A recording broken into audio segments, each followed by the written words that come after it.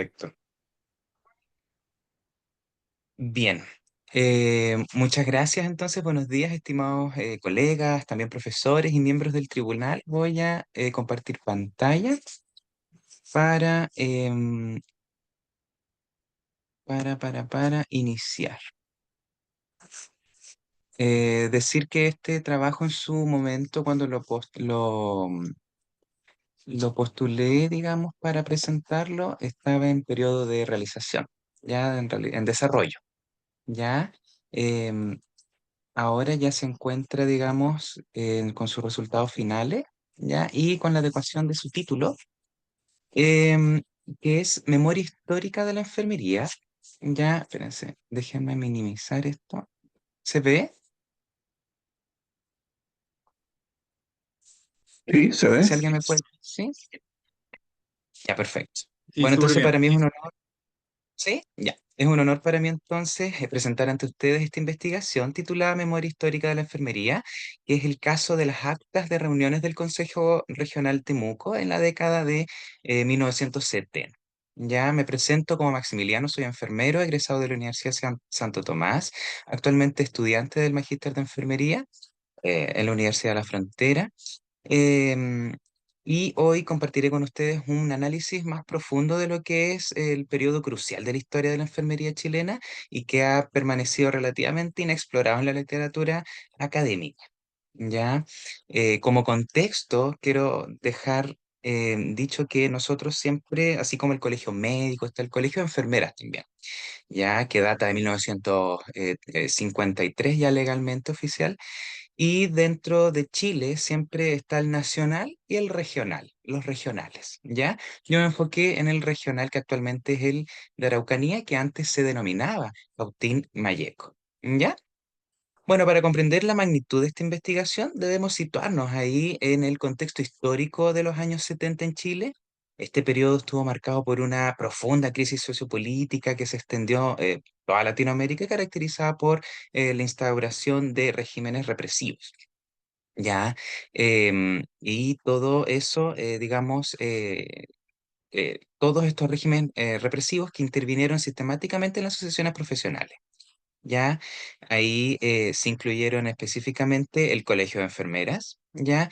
Y, y la enfermería chilena se transformó estructuralmente dentro de esa década, donde la región Cautín-Mayeco, digamos, se convirtió en el epicentro de tensiones sociales, políticos, ¿ya? Y que van a derivar el futuro de la profesión. Ya, en este contexto de represión y cambio estructural, generó el impacto directo de la organización gremial y la práctica profesional de las enfermeras en la región. Aquí tenemos algunas imágenes de cómo se detallan las actas. Ahí hay un ejemplo de 1973. Hay otras acá que aparecen los trabajos que se realizaron para el mismo hospital regional en ese tiempo. Em, Así es que de verdad que hay mucha riqueza histórica. Bueno, la relevancia, digamos, de esta investigación radica en un problema claramente identificado, que existe un déficit significativo de la evidencia histórica, ya sobre las experiencias de las enfermeras durante los años 70. Estas actas del Colegio de Enfermeras constituyen un valor único y un recurso documental que nos va a permitir, digamos, comprender cómo se ejercía la profesión en los contextos de complejidad política, social. Existe ese vacío ahí de conocimiento em, considerable respecto a este periodo, pero digamos, gracias a esta investigación que busca llenar este vacío, proporcionando, digamos, esta evidencia empírica sobre las estrategias que se generaron en pos, digamos, de la supervivencia y la resistencia desarrollada por enfermeras durante uno de los periodos más desafiantes también de la historia chilena. ¿Ya? Bueno, aquí están los objetivos. Mi objetivo general es analizar el aporte a la memoria histórica de enfermería contenida en las actas de reuniones del Colegio de Enfermeras en la provincia de Cautín Mayeco durante la década de 1970. Ya este objetivo se operacionaliza a través de dos objetivos específicos, fundamentalmente, que el primero es identificar y categorizar las principales preocupaciones expresadas en las actas y particularmente aquellas relacionadas al reconocimiento profesional. También el otro, que es identificar las estrategias organizativas y las resistencias desarrolladas por las enfermeras en contexto sociopolítico de esta época. Y bueno, en el fondo nos van a permitir reconstruir de manera sistemática las vivencias vividas, digamos, por las enfermeras y su capacidad de adaptación frente a a estas circunstancias. Nuestro enfoque metodológico en realidad funda, digamos, en un diseño histórico documental que incorpora el pensamiento complejo de Edgar Morin, proporcionando también una visión integradora para interpretar la coexistencia aparentemente contradictoria de colaboración y resistencia dentro del gremio. ¿Ya?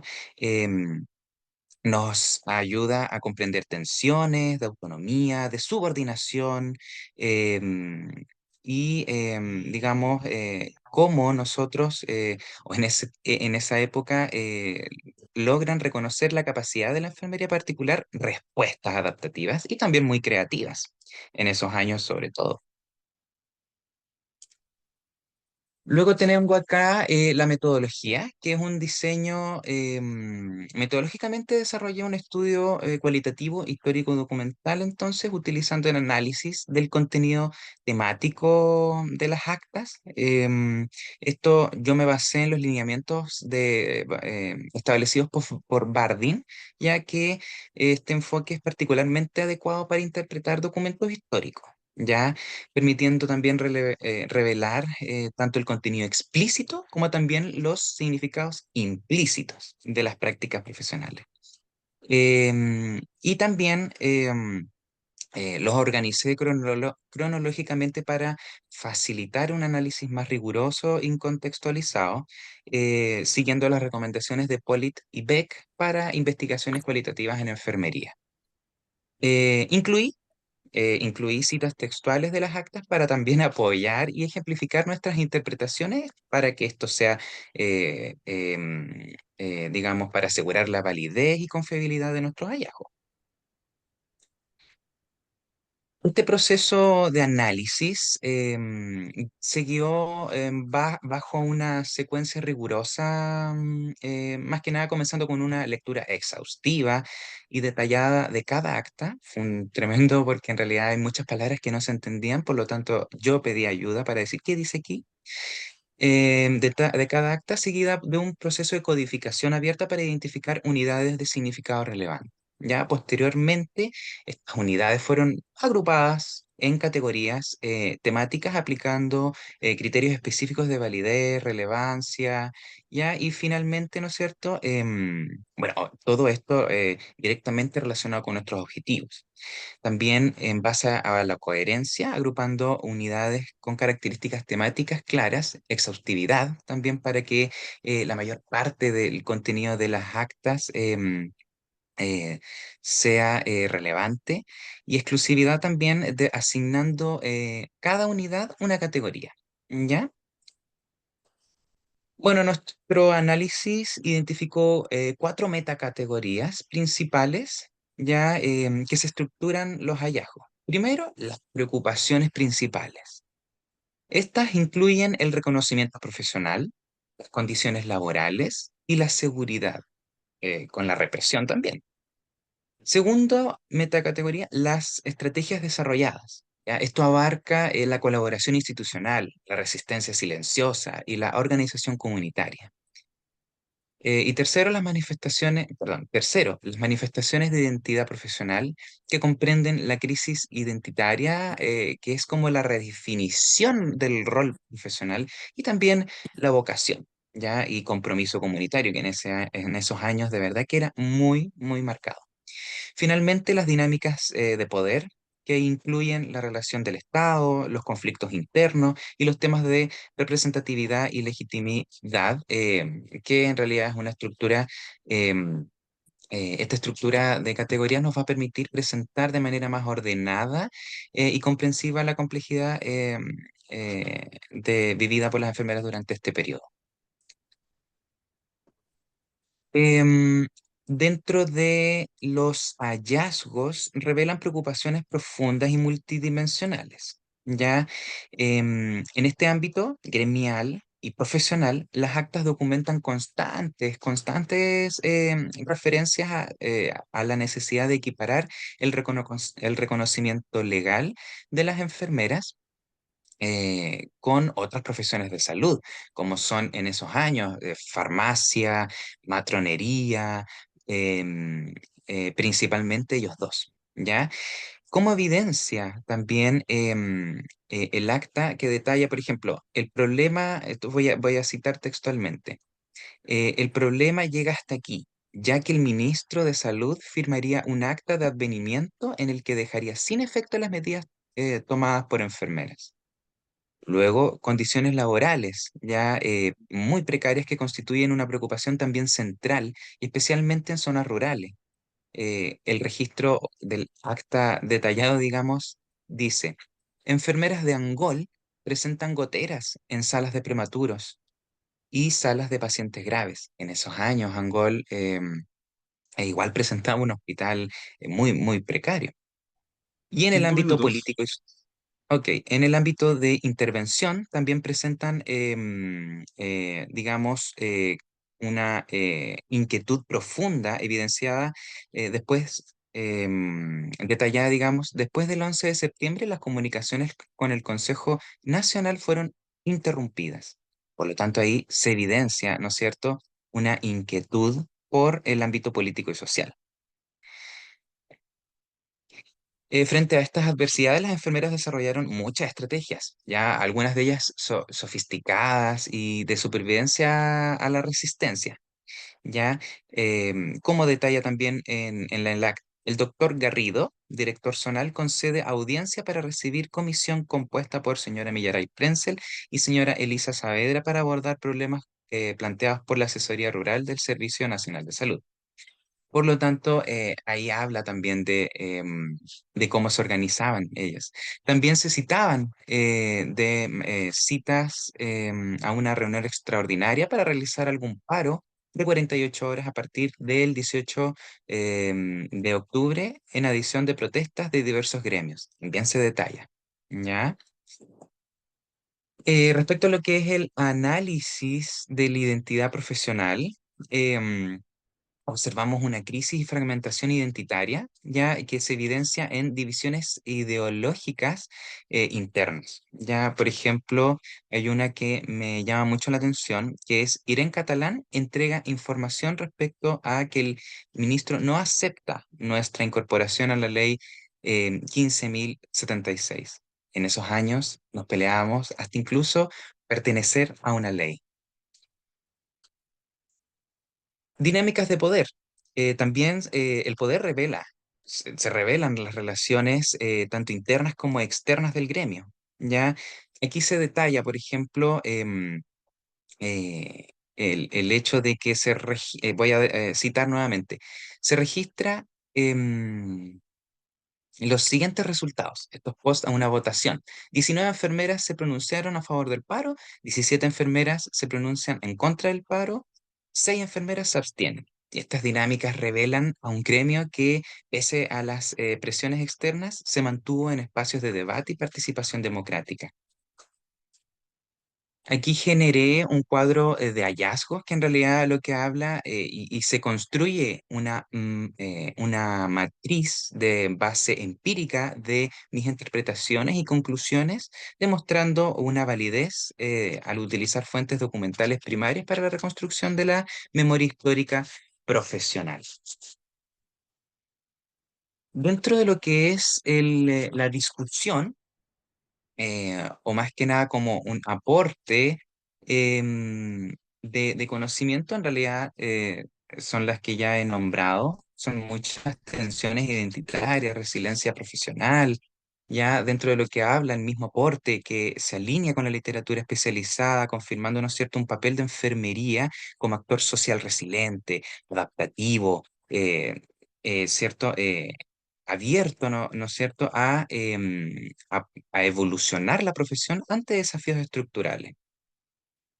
Se identificó también una dualidad estratégica, fundamentalmente permitió la supervivencia institucional del gremio, generó tensiones identitarias, también muchos aportes a nivel hospitalario, ya que esto es en el fondo, se jugaron también por la gestión del cuidado que actualmente nos reúne bajo un alero del Código Sanitario.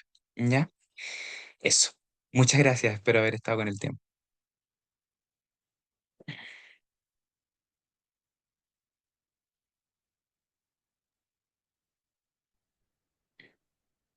Maximiliano, muchas gracias. Estuviste justo en el tiempo, así que, bueno, sin duda vamos a hacerte algunos comentarios y preguntas finalizando la ronda Ok, de presentaciones. Así que nos ok, veremos en unos minutos más en la discusión. Bueno, perfecto. ahora damos paso a la presentación titulada Nutrir y Educar, la gota de leche del Hospital de Niños de Valparaíso como dispositivo médico asistencial 1912-1935, a cargo de Camila Neves Guzmán y Laura Benedetti Reinman, de la Universidad de Concepción. Así que les damos la bienvenida. Camila, Laura, presentes. Hola, ¿me escuchan bien? Oh, escucho más. ¿Se escucha? ¿Me Camila, escucha? Sí, sí, sí. ¿Me escuchan? ya. Sí, perfecto. Estamos con un poco de problemas de internet, pero vamos a ver ¿Pueden si subir la se presentación? puede compartir. Sí, sí, ahora lo voy a hacer. Ya, Ahí lo ven súper. bien, Ahí, como que estamos sí, súper. oh, ya.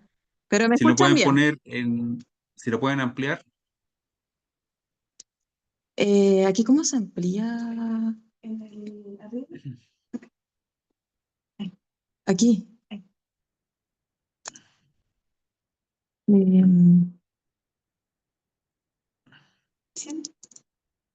no, quizás queda muy.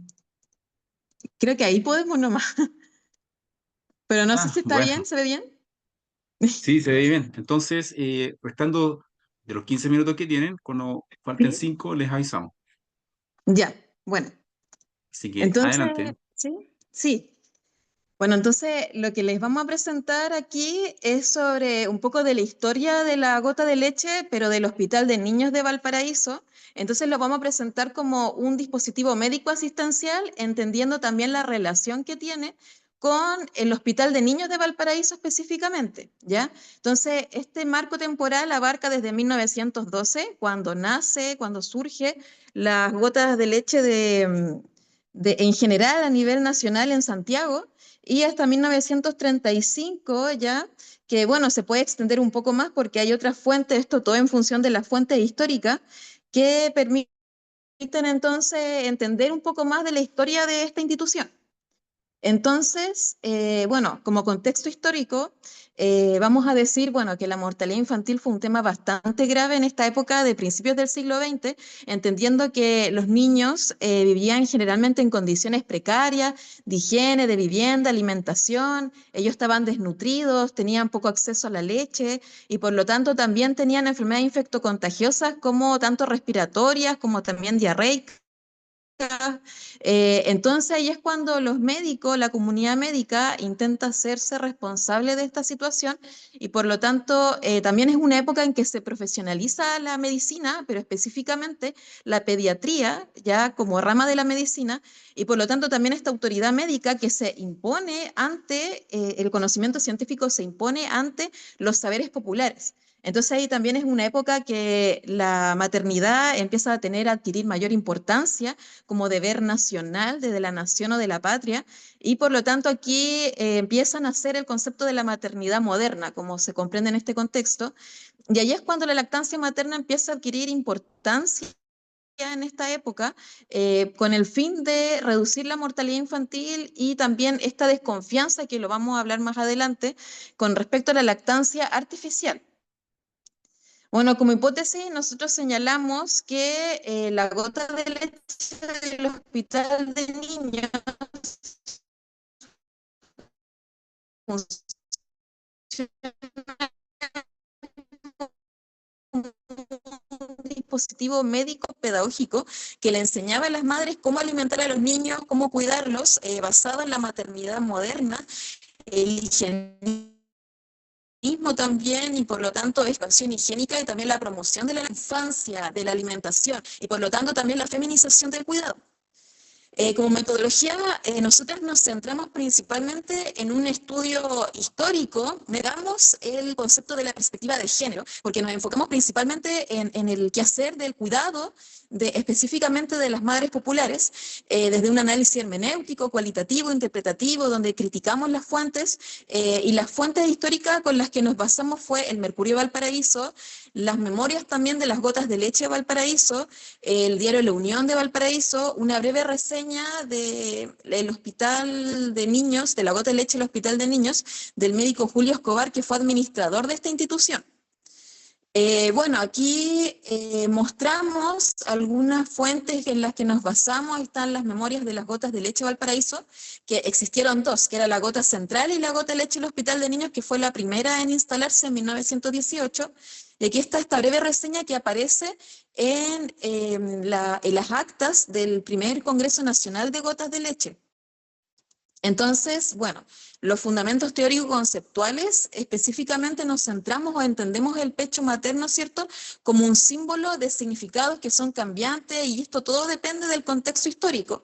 También entendemos el amamantamiento como un hecho biológico, social, y la leche entendiendo que no tiene un significado neutro, o sea, no es neutro como tal, o un alimento como tal, sino que está cargado de significados, en que hay una disputa, ¿cierto?, entre lo natural, lo moderno, lo moral, y la maternidad científica, entendiendo como que la maternidad prácticamente es normada por los conocimientos científicos de los médicos, y por lo tanto las madres se vuelven dependientes de ese conocimiento científico en esta época, y entendiendo el hospital como tal, como facilitador del desarrollo de la beneficencia. Bueno, aquí muestro una imagen que es fundamental en este estudio, que es, bueno, una portada, ¿cierto?, del diario El Mercurio de Valparaíso, que muestra o intenta también, se podría decir, como otorgarle importancia local a las gotas de leche del Hospital de Niños de Valparaíso, que esta fue fundada en 1918. Les voy a mostrar un mapa donde está ubicado, pero es en calle El Litre con Nueva Las Rosas, entendiendo que la gota de leche fue una sección del Hospital de Niños. Aquí se muestra una fotografía de cómo informan, ¿cierto?, la inauguración de la gota del Hospital de Niños de Valparaíso, que fue en octubre de 1918, pero aquí hay una noticia de noviembre de 1918. Aquí muestra un plano de cómo estaba ubicado espacialmente, ¿cierto? Las gotas de leche estaban justo en la esquina, y ahí muestro que está el hall, ¿cierto?, los baños, la sala de pesos, ¿cierto?, la sala del médico, los baños, también está la sala de esterilización, donde ahí esterilizaban la leche, ¿cierto?, las mamaderas, etc. Aquí muestro, bueno, un mapa de dónde se ubicaba en Valparaíso la gota de leche del Hospital de Niños. Y bueno, contarles un poco la historia. Bueno, surgió a partir de un acuerdo, ¿cierto?, del directorio del Hospital de Niños en octubre de 1918, como había señalado anteriormente, en donde el Hospital de Niños costea entonces la construcción de esta institución. Y bueno, estaba esta necesidad por los altos índices de mortalidad infantil, pensando que es parte de las ciudades grandes en Chile, después de Santiago, también de Concepción, altos índices de mortalidad infantil que generan esta necesidad de instalar una gota de leche, que fue la primera que se instala antes de la gota central, y que era anexo, ¿cierto?, al hospital, porque había una falta de lugar también por esta necesidad urgente de instalar una gota de leche. Entonces, allí se considera, bueno, según las fuentes lo que indican, es que lo bueno de esta institución que está ubicada en el hospital es esa inmediata y eficaz ayuda médica que era rápida, porque estaba justo al lado del hospital, siendo parte de esta sección del hospital. Y por lo tanto, bueno, posteriormente esta institución se vuelve estrecho el lugar a pesar que tenía objetos, ciertos instrumentos que eran modernos para poder atender a los niños. Y en 1927 los niños pasaron a ser atendidos en la gota central, que era mucho más amplia. Y también, bueno, señalar que llegaron a atender hasta 303 niños. Y bueno, la gota central atendía más niños, que era hasta 538 niños. Y hay que entender aquí, bueno, en este estudio lo entendemos así, que el hospital principalmente fue un espacio articulador de las iniciativas privadas de asistencia y educación higiénica. Aquí voy a mostrar dos imágenes importantes, que es para mostrar que el hospital de niños también, al igual que la gota de leche a nivel nacional, se sostenía, se mantenía a partir de la caridad privada, las colectas públicas principalmente, y otras iniciativas como las fiestas, por ejemplo, que realizaban a favor de o por donación, ¿cierto?, de las gotas de leche y también del hospital de niños. Aquí, bueno, otra imagen que habla de lo mismo, ¿cierto? Las colectas públicas eran muy importantes para mantener, sostener la economía de este hospital de niños, y señalar también que en 1927 hubo una crisis del Patronato Nacional de la Infancia, que eso lleva como a cerrar la gota de leche y llevar a los niños atendidos a la gota central de Valparaíso. Así que ahora pasamos con Laura para explicar los otros apartados del estudio. Bien, buen día. Un aspecto importante de la labor de las gotas de leche que estamos presentando el día de hoy es que se transformó en un espacio para educar a las madres en los nuevos conocimientos o los conocimientos científicos que van a tensionar los conocimientos populares. En la gota de leche, y podríamos también decir en las gotas de leche existentes a nivel nacional, eh, eh, se construyeron espacios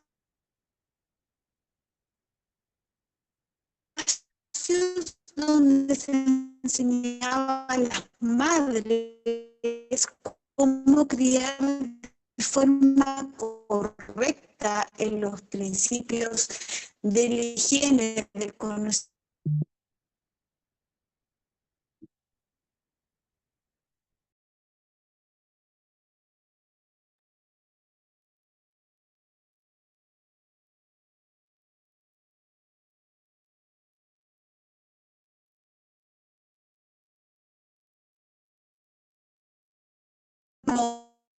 Se establecieron actividades que destacaban a aquellas mujeres que cumplían esta labor.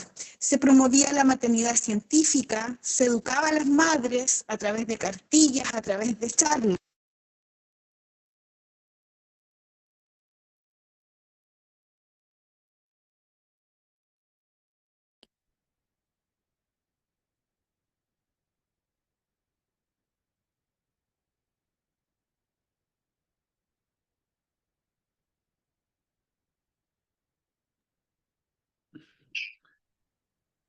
Emila, Sí, ahí estábamos de vuelta.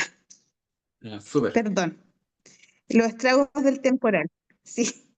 Estábamos señalando que en estos espacios se entregaron lineamientos claros para educar a estas madres y junto con la entrega de alimentación se acompañaban de otras prácticas como por ejemplo los baños, también de la atención médica a estas madres, y la idea era que a través de la promoción de una nutrición infantil se moldearan los comportamientos de la familia y se intervenía también en el espacio privado. A través de la leche, entonces, se promovían los valores de la maternidad científica y el cuidado responsable. Dentro de esa misma lógica, es fundamental el trabajo con prensa, que va a constituir una fuente importante porque se publicaban también a cuántos niños atendían, a cuántas madres y en los tipos de mamadera que también se entregaban.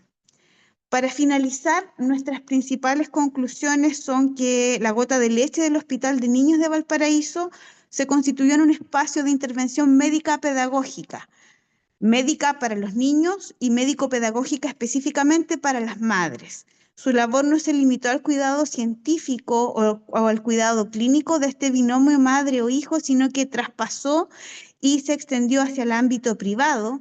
Se promovió que a través de la alimentación infantil los principios de normas de higiene moral, porque también cumplieron una labor de regularizar a las familias no casadas, el ideal de esta maternidad científica. Y también es posible confirmar una relación entre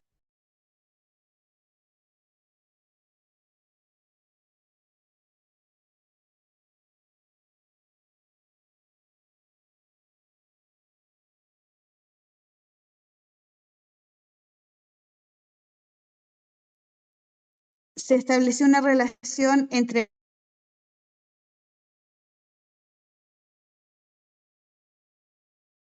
la beneficencia, el saber médico y las instituciones. Fue promovida como un ideal, pero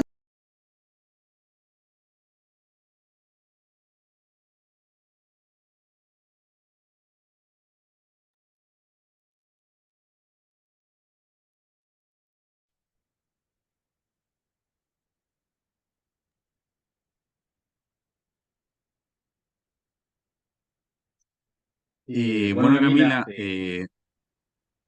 Laura, le agradecemos la presentación. Lamentablemente, Internet nos jugó algunas malas pasadas, pero logramos captar la mayor parte de la presentación que ustedes tuvieron. Y ahora, para finalizar esta mesa y pasar a la ronda de preguntas y comentarios, nos corresponde presentar la presentación titulada Balance de la salud materna chilena en el siglo XX desde una visión hospitalaria. Presenta Margarita Goldland Leiva, de la Universidad Finisterre. Margarita, bienvenida nuevamente. Hola, buenas. Voy a compartir entonces la presentación. Así, Margarita. ¿Todo bien? ¿Se ve? Súper bien. ¿Se Ya. puede ampliar?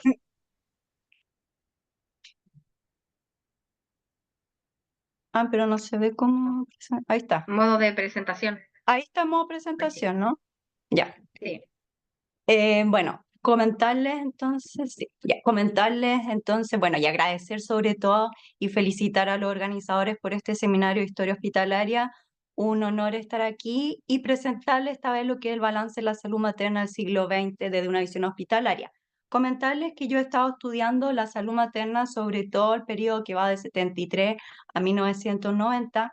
Entonces ahí es como donde yo más me he concentrado, estudiándolo de la perspectiva de de, de distintas visiones sobre la salud materna, también aspectos sobre anticonceptivos, etcétera. Pero eso igual me ha hecho tener que ir hacia acontecimientos que han ocurrido antes de eso y analizarlo, y también lo que ha sucedido con posterioridad. Por lo tanto, en esta presentación, más que nada lo que yo quisiera presentar como balance en la salud materna del siglo XX, evidentemente son muchos hechos y me voy a concentrar en algunos de ellos que considero tienden a ser como algunos de los más relevantes que se pueden sostener. De partida, bueno, la cuestión social va a marcar la salud. No es que antes el Estado no hiciera nada. En el siglo XIX el Estado igual participaba en la salud, por ejemplo, se encargaba de campañas de vacunación, etcétera. Pero la cuestión social, esta migración del campo a la ciudad, las condiciones sanitarias, las cuales se veía la sociedad, va a ir obligando que cada vez salir más del aspecto de la caridad y también que los hospitales en general estaban constituidos por religiosas a un aspecto donde el Estado va a ir adquiriendo un rol mayor. Y esto no solamente en Chile, sino también en muchos países se va dando un giro hacia un momento en que el Estado empieza a tener un rol mayor porque no es capaz ya solamente la caridad poder contener toda esta problemática que se está dando a nivel social. En este sentido, creo que es muy relevante esta alianza médico-estatal que se da, porque por un lado vienen ya los profesionales de la salud, o sea, profesionales que ya cada vez están estudiando, hay un saber, un conocimiento científico, van a universidades o a distintas escuelas, ya no es solamente saber empírico. Y entonces empiezan a ganar preeminencia los médicos, las matronas, por sobre las parteras, ya la enfermería empieza también a cobrar un gran auge. Y esto va a canalizar con este Estado que cada vez empieza a ampliar su esfera de actuación y entonces se va a dar una alianza entre ellos cuando ya también surge todo esto del higienismo, que se empiezan a dar cuenta hay problemas higiénicos que generan más enfermedades y la eugenesia, como velar por esta raza, de mejorar la raza en Chile.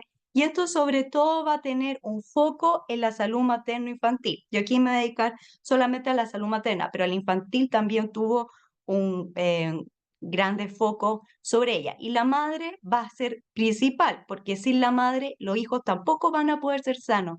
Y muchas veces entonces aquí se empieza a entender que a la madre hay que enseñarle, inculcarle estos valores de higiene, y ella viene entonces tanto el rol del Estado como de los mismos profesionales de la salud a enseñarle cómo puede velar porque los hijos estén sanos y también cuidar a la madre en el embarazo.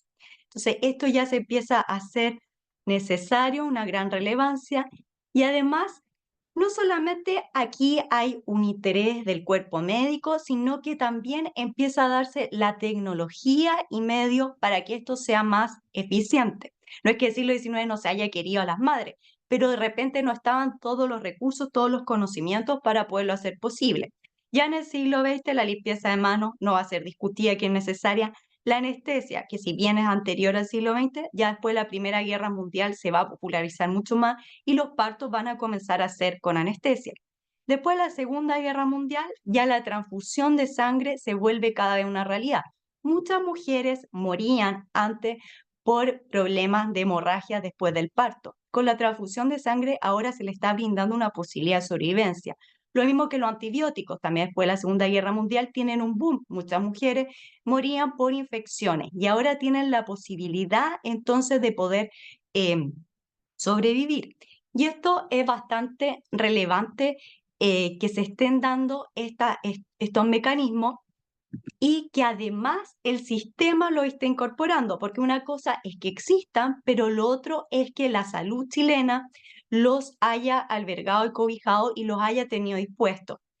Y ya el boom de esto y del Estado que empieza a crecer y a velar por el cuidado de la salud y mucho también de la salud de la mujer, va a ser la creación del Servicio Nacional de Salud en 1952, cuando aquí ya tenemos como un estado de bienestar o más bien de estado de compromiso, y que va a albergar estos conocimientos, porque hay países que quizás no se sumaron a todo esto, y Chile tampoco es que fueron los países más desarrollados del mundo, pero empieza, por lo menos en materia de salud, tanto sus hospitales a crecer y a contener esto como un interés estatal y de los profesionales de dar esto. Y también, bueno, empiezan las mujeres cada vez a tener más sus hijos en los hospitales. Por un lado, porque los hospitales empiezan con este discurso de que las mujeres tengan a sus hijos en estos lugares que son recintos seguros. Ya no es un lugar como para ir a morir, como podría haber sido anteriormente, sino que ya tienen estos recursos. Una mujer quiere tener un parto, le puede pasar algo, ya aquí se le puede brindar transfusiones de sangre, los antibióticos y están las personas capacitadas. Y el Servicio Nacional de Salud fue un gran aporte en los comienzos de la disminución de la mortalidad de la mortalidad materno-infantil. En este caso, la maternidad empezó a disminuir bastante la mortalidad gracias a estos inventos, conocimientos, pero también que existían en Chile y estaban disponibles para las personas. En los 60 ya empieza también todo lo que es la planificación familiar, que sobre todo en el gobierno de Eduardo Frei se va a disponer mucho de planificación familiar, ya sea de anticonceptivos como pastillas, pero también dispositivos intrauterinos, los cuales, ¿qué rol van a jugar? Evidentemente quería hacerse que las familias fueran pequeñas, pero porque claro, se tendía a ver que familias muy pobres no tenían dinero, no tenían que consumir, no tenían alimentos para sus niños, entonces convenía familias más pequeñas, menos numerosas. Pero también uno de los grandes problemas en la salud materna era el aborto. Habían unos grandes índices de aborto y la planificación familiar lo que quiere también es contener esos grandes índices de aborto, lo cual va a suceder, va a realizarse. Además, el aborto hay que entender que muchas mujeres practicaban aborto porque ya eran madres, por ejemplo, de muchos hijos y no querían tener más hijos. Entonces, estas políticas van a ir en esa visión. Y además la planificación familiar comienza y se empieza a desarrollar en gobiernos de posturas ideológicas bastante disímiles. Por ejemplo, lo que fue el régimen de Frei, que estaba en mucha alianza con Estados Unidos, pero después llega Allende, que no estaba comprometido con Estados Unidos, pero se siguen con la planificación familiar, y después un régimen nada que ver, como fue el régimen militar, tenía otra postura, y ojo que entre 1973 y 1990 la dinámica y el discurso era de cierta manera natalista, se quería como volver a que la población volviera a crecer, tuviera hijos, etcétera, también por cuestiones asuntos religiosos, diversa índole, pero de todas maneras, por otro lado, si bien se hicieron algunas cosas en ese sentido, en gran medida se mantuvo la política de la planificación familiar, también abogando a que las familias decidieran, y también porque no se quería poner en juego lo que de cierta manera se había conseguido ya con todos estos años de logros desde el Servicio Nacional de Salud y mucho antes, cuando ya en el siglo XX ya se puede hacer de la maternidad un aspecto que cada vez se puede salvaguardar mucho más la salud. Entonces, si bien hay algunas medidas tendientes a contener la planificación familiar, a que la gente tenga más hijos en el régimen militar, de cierta manera igual no van a cambiar aquí una mentalidad que ya estaba instaurado en el país. Son bien chiquititos los números, que no sé si se logran ver bien, pero hay un cambio. De 1960 ya se tenían planeado, gente en general tenía 5 hijos, como ustedes pueden ver, para 1970 ya estamos 4, después ya se empieza a caer a 3, después ya de 2 a 1 hijo ya es más difícil y la caída es menos potente. Pero uno puede ver que en los comienzos el cambio en las dinámicas familiares son súper grandes, de pasar de tener 5 hijos a luego 4, etcétera, después 3, son bastante acelerados. Hoy en día, también eso como parte del balance, el debate está en que la tasa de natalidad es muy leve. Hoy día la tasa de Chile es de 1,03 nacidos vivos, o sea, ya pasamos a 1. Si en 1960 la mujer en general tenía 5 hijos, ahora en promedio tienen un hijo, y se ha dado toda la disyuntiva entonces de qué es lo que se puede hacer como para fomentar, ya que hay voces de distinta manera. En 1960 la idea era bajar y sobre todo velar por contener los grandes y altos índices que existían del aborto, que era un problema que afectaba también a la salud materna, porque las salas de los hospitales estaban llenas de mujeres que tenían complicaciones por aborto, y eso implicaba menos recursos disponibles también para las mujeres que iban a tener a sus hijos. Por lo 5 tanto, minutos. todo eso se fue gestando. Ahora, lo que el régimen militar sí hace un cambio profundo es que aquí ya es el fin del Sistema Nacional de Salud, el año 1979 el fin, y ya hacia la década del 80 va a surgir todo lo que es el sistema privado con la ISAPRE, y en el público se mantiene el FONASA. Es interesante que aquí, en este ámbito, en este aspecto, uno puede vislumbrar cambios que se hacen en materia de salud femenina, no tanto en el FONASA, como que el sistema público mantiene un poco la línea, pero en el caso de las ISAPRE.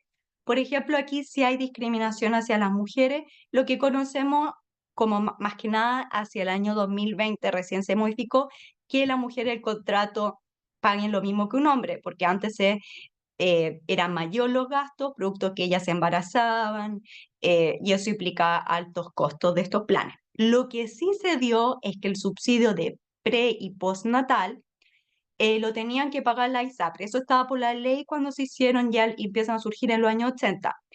El problema es que las ISAPRES para ellas consideraban que era un costo muy alto y empiezan a no afiliar a mujeres en edad reproductiva. Y esto se empieza a generar un gran problema que incluso el régimen debe estar pie atrás y ya el año 85 enmendar eso y establecer que es el Estado el que lo va a pagar sin importar si están en FONASA o en la ISAPRE.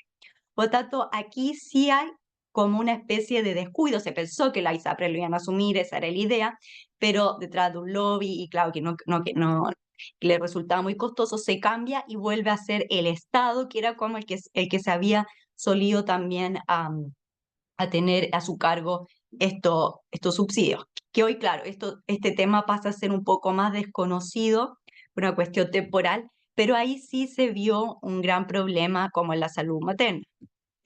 Ahora, en términos generales, en el régimen militar la cesárea tiene un boom, a lo mismo que en el mundo, lo cual uno puede decir es bueno o malo, pero más que nada de ir a ese juicio si es bueno o malo el alza de la cesárea, no da así muestras de que Chile se pone a la vanguardia en la medicina materna, porque se traen todos estos elementos.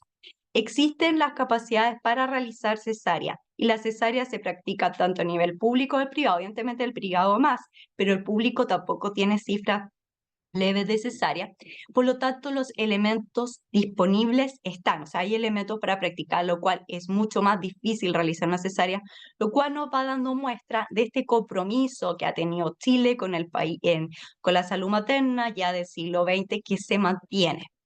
Evidentemente, con han habido cambios en la sala de maternidades entre distintos periodos. Y si uno empieza a hacer como balances, uno ve que son las cifras en que baja la mortalidad materna son muy grandes. El régimen militar, como bien también señalaban en exposiciones anteriores, se generaron varios problemas con gremios, etcétera. Y lo que sí he podido rastrear y también estudios de Dagmar Raksinski, por ejemplo, es que igual seguía con el foco en lo maternal. Se le quitó quizás recursos a otro tipo de enfermedades, otro tipo de problemas, pero en la maternidad siguió más o menos alineado.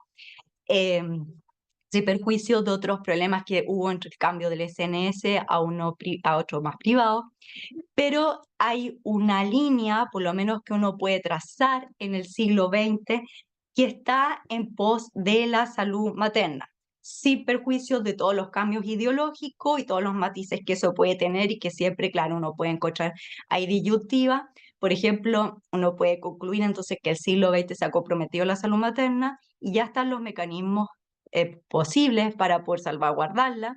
Las problemáticas en la actualidad uno puede evidenciar que son similares también antes, hay problemáticas que son muy difíciles de ver, como puede ser la violencia obstétrica, y los mismos problemas siempre, falta de recursos, falta de hospitales, falta de personal, etcétera. Y bueno, y también lo que estamos viviendo ahora sobre esta debate sobre la natalidad, pero en tramos generales el siglo XX ha tenido avances sobre la salud materna y algo que no tenemos que perder el foco, porque un paso en falso igual puede hacer que perdamos esta preeminencia en esta materia.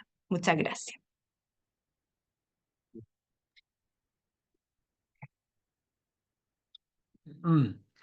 Margarita, muchas gracias por tu presentación y en atención al programa que tenemos, abrimos la posibilidad de hacer consultas, preguntas, comentarios sobre estos tres temas que hemos presenciado. Así que extendemos la palabra a nuestros invitados e invitadas.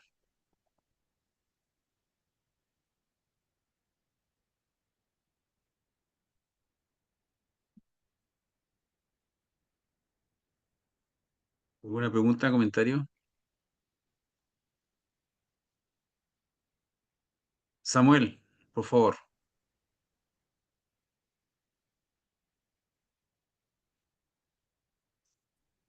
Hola, buenos días. ¿Ahí me Buenos escuchan? días. Perfecto, gracias. Es respecto a a lo de la gota de leche. ¿M? Me gustaría que la expositora pudiera comentar un poco más del origen de las gotas de leche, porque a mi entender, las gotas de leche esencialmente fueron creadas por instituciones privadas y no necesariamente en el hospital. Yo recuerdo Mm. claramente que en mi tierra natal, en Linares, la gota de leche estaba en la calle principal, tenía un edificio muy bonito y no tenía prácticamente relación administrativa con el hospital, sino que lógicamente las personas que atendían ahí tenían el apoyo de médicos que en ese tiempo atendían a las mujeres y en la enseñanza y en la atención de los niños. Pero me gustaría que si pudiera enfatizar más esa parte del origen real de las gotas de leche.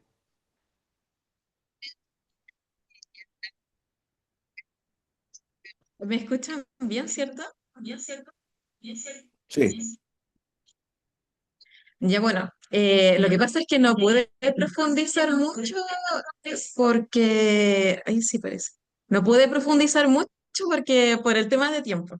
Pero bueno, justamente el tema de la gota de leche es algo bastante que se puede estudiar de manera muy compleja porque tiene todo un contexto global en el que se funda esto. O sea, esto viene desde Francia, también se fundaron gotas de leche en España, como en Barcelona, primeramente, en Madrid, en Valencia, por ejemplo. La gota de leche en Francia fue la primera y estas ideas empiezan como a masificarse a través de redes académicas sobre médicos, sobre todo el impulso de Luis Calvo Maquena, pero también de la doctora Eva Quesada Charán, ¿cierto? Médicos bastante destacados, ¿cierto? Entonces estas ideas llegan a Chile y también a otros lugares de América Latina, por ejemplo, México, Costa Rica también, que hubo gotas de leche. Y bueno, la primera gota de leche que se funda fue en 1908, pero empieza el Patronato Nacional de la Infancia, que es este principal administrador, ¿cierto?, de las gotas de leche a nivel nacional, empieza, ¿cierto?, en Santiago, en 1912 adquiere esta caridad científica, que le llaman, ¿cierto?, a través de la fuente, y bueno, o sea, todo esto fue en Santiago y empezó a masificarse a lo largo de Chile. Por ejemplo, hubo en también administrada por el Patronato Nacional de la Infancia y en Valparaíso también. En realidad quienes administraban era el Patronato Nacional de la Infancia, solamente que el Hospital de Niños de Valparaíso como que le otorga el espacio para que se funde, para que desarrollar la gota de leche en este edificio, ¿cierto? Pero claro, o sea, fue el Patronato Nacional de la Infancia quien administró todas estas gotas de leche a nivel nacional. Pero bueno, hay todo un contexto, o sea, la gota de leche principalmente estaba dedicada a, se puede decir, por ejemplo, alimentar artificialmente a los niños, pero principalmente a fomentar la lactancia materna y educar también a las madres en puericultura.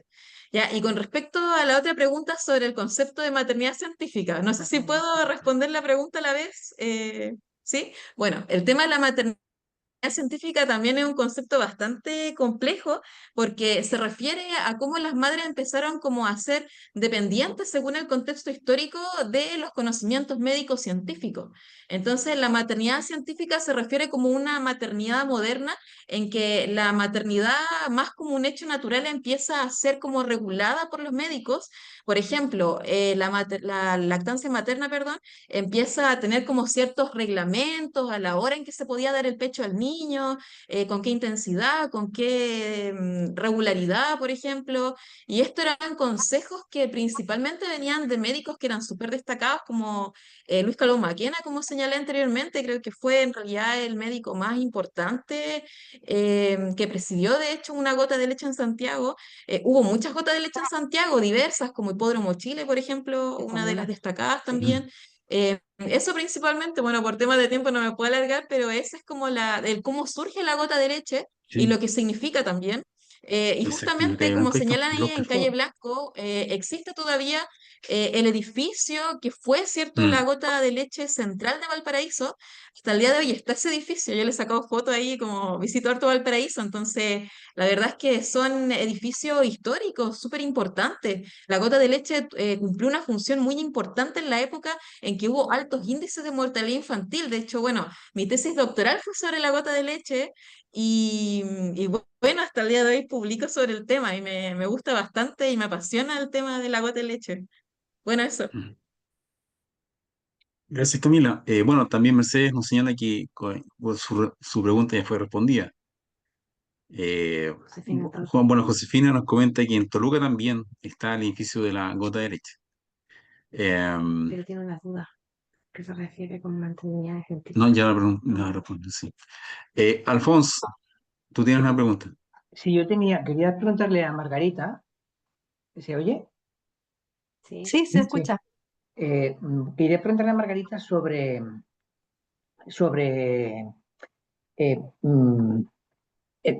qué manera los médicos han utilizado en el caso que nos has explicado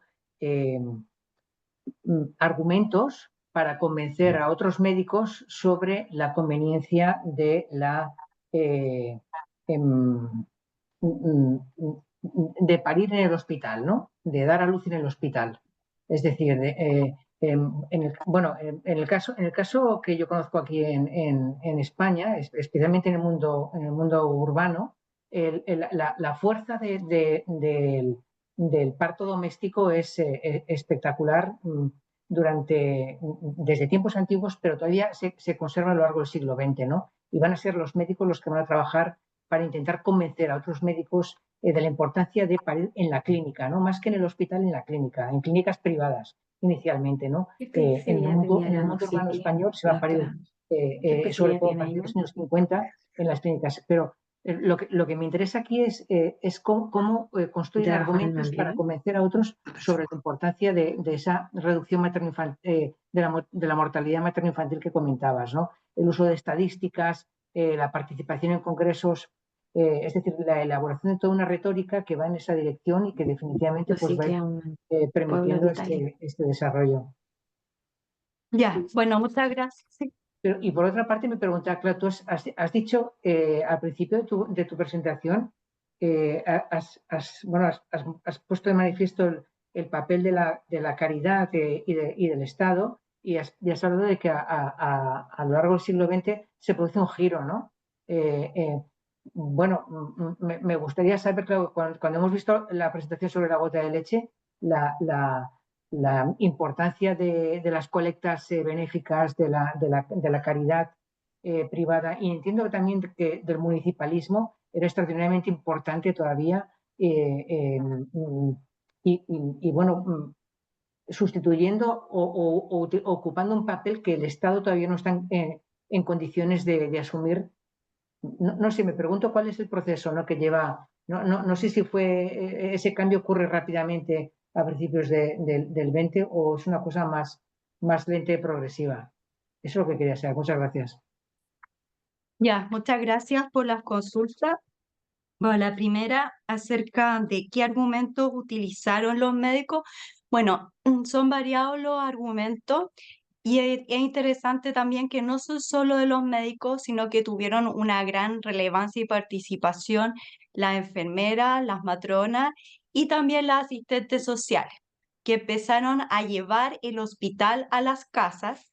Entonces empezaron a estar en más contacto con las mujeres, conocerlas, en integrarlas y en señalarles que en el hospital era como un mejor lugar para tener a sus hijos, que revestía menos peligro, porque ya tenemos el discurso del higienismo, y bueno, la eugenesia vista solamente como para fortalecer la raza, aquí la eugenesia chilena no fue tan fuerte, pero sobre todo el higienismo, sobre todo como este argumento de que son las condiciones sanitarias mejores, también educar a las madres. Entonces, también no son solamente los médicos, sino que también mujeres que se comunican con mujeres y que les empiezan a llevar este discurso, pero las asistentes sociales tienen un gran rol y también, entonces estas mujeres después van a comunicarse con las enfermeras, con las matronas en este desarrollo, y entre los médicos en general existía la convicción de que los partos se realizaran en los hospitales. Por lo menos en Chile el proceso fue como, hubo un cambio de mentalidad. Obviamente hoy en día hay personas que todavía, que hay como esta tendencia de tener partos en casa, pero que es distinto en Europa, que quizás es mayor. En Chile sigue la tendencia de tener más los hijos en los hospitales. Y es como las preguntas, ¿cómo se llama? ¿Qué sexo es tu guagua? ¿Cómo se va a llamar? Y finalmente, ¿y dónde lo vas a tener? Es como la pregunta que a todas mamás le hacen hasta hoy en día, que dónde van a ser casi y quién es el doctor que lo atiende, etcétera. Como que eso está muy mentalizado. De hecho, el Servicio Nacional de Salud logró aumentar la cobertura de los nacimientos en el país. En 1951 ya era más o menos de un 37,3% los nacimientos en los hospitales, que aquí como que usamos hospitales y clínicas, porque habían tantos recintos públicos y privados, y el 57% ya era en 1960. El 78% era atendido en hospitales del SNS y un 22% restante de recintos particulares. Los que quedaron más desvalidos quizás fueron los grupos más populares que todavía no accedían a esto, los sectores obviamente del campo, que poco a poco también se empiezan a incorporar, porque también, claro, mujeres que vivían más lejos, entonces era difícil que llegaran a un lugar a tener el hijo, pero el discurso en general se hace rápido, o sea, no sé si rápido, pero quizá de cierta manera em, bastante eficaz. Y lo que todavía se ve hoy día, y esto implica una reducción también en lo materno infantil, porque en el hospital estaban los elementos para poder salvar a las madres. También las madres empiezan a ir también porque ahí les ofrecen leche, se relacionado un poco con otros asuntos. También en los hospitales empieza a servir, como ven acá, te empezaban a instruir en lo que era la alimentación materna durante el embarazo y a veces les entregaban cosas. Entonces las mujeres también había, claro, me comí en el hospital y ahí empezaban a abarcar estas relaciones porque también veían un beneficio que podían recibir, en este caso leche también, o se le ofrecía otro tipo de cosas, y después además este vínculo se mantenía para los controles de los niños, porque después eran los niños los que empezaron a ir a los controles y eso también incidió en una baja de la mortalidad infantil. Y quizás ligado a eso también es la caridad versus el Estado, que claro, la caridad al siglo XIX era muy relevante, como les dije, no es que el Estado no hiciera nada, había un Estado que se encargaba de ciertas políticas, por ejemplo, ya se practicaba todo lo que es la inoculación obligatoria, caso de peste ya existía, ¿no? Que las personas no pueden salir, todo eso ya existía en el siglo XIX, el siglo XX, empieza un poco por la cuestión social, toda esta gran crisis, a haber un cambio en que el Estado cada vez empieza a girar más y también, que no explique, pero también incide en los países a los que Chile empieza a mirar. Por ejemplo, se dan ya cuando surge el Servicio Nacional de Salud en 1952. Chile está mirando el Servicio Nacional de Salud de Inglaterra del 48 y también está mirando el modelo soviético, que el modelo soviético es mucho, que ya Allende tiene su ojo en el soviético, los falangistas, la DC tiene su ojo más en el modelo británico, entonces que son modelos que miran un Estado y que quieren, son distintas formas del Estado, como puede ser, pero ahí ya entonces se empieza a dar un giro súper grande y hay una sustitución ya en esa época grande del papel del Estado, como que Chile empieza a mirar todas esas tendencias que se hace un Estado más fuerte y la empieza a tomar. Ya antes, en materia también de Estado empresario, el Estado había empezado a crecer más en los años 30, empieza a adoptar esos modelos. De hecho, eso viene como el derrumbe ya como en el años 80, el 79 y el 80, ya que el régimen militar empieza a adoptar las políticas ya neoliberales y empieza eso, y incluso ahí vuelve toda la municipalización también de la salud, que antes había estado concentrado en este gran Servicio Nacional de Salud, y ahí empieza la municipalización, la privatización, que no es que haya dejado de existir la privatización, pero vuelve a haber un brío. O sea, Chile como que igual en esa época ya adopta estas medidas porque esos son como sus modelos a seguir.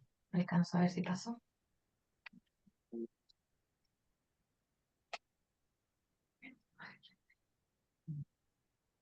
Gracias. No sé si con eso respondo. Pues, Muchas gracias, Margarita. no, gracias. Gracias, Margarita. Maximiliano, y yo tengo una pregunta para ti. A mí siempre me ha interesado conocer la motivación de quienes emprenden una investigación en historia de la medicina, la salud.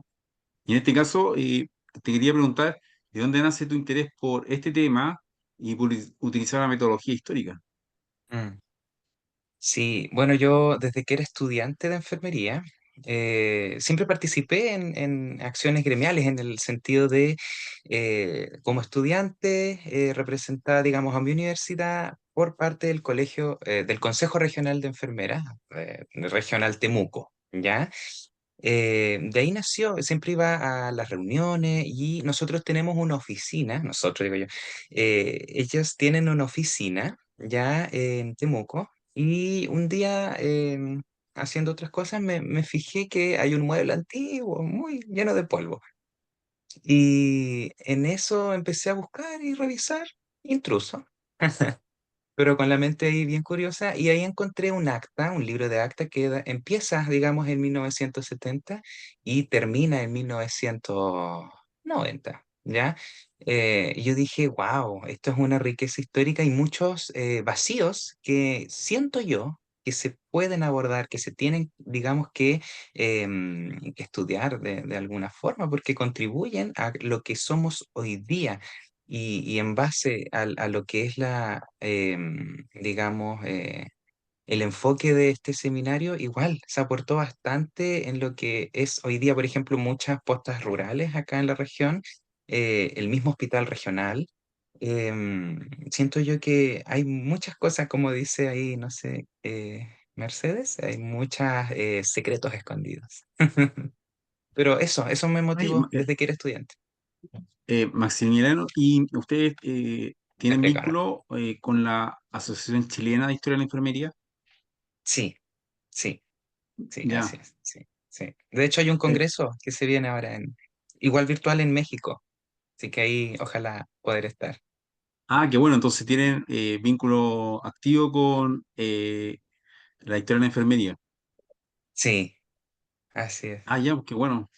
Me alegro porque yo conozco a harta gente que está investigando ese tema y, bueno, desde la Sociedad de Historia de la Enfermería nos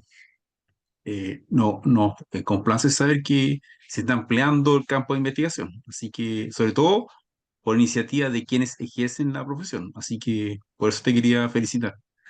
Muchas gracias, muy amable. Bueno, no sé si alguien tiene algún comentario o pregunta para finalizar este bloque.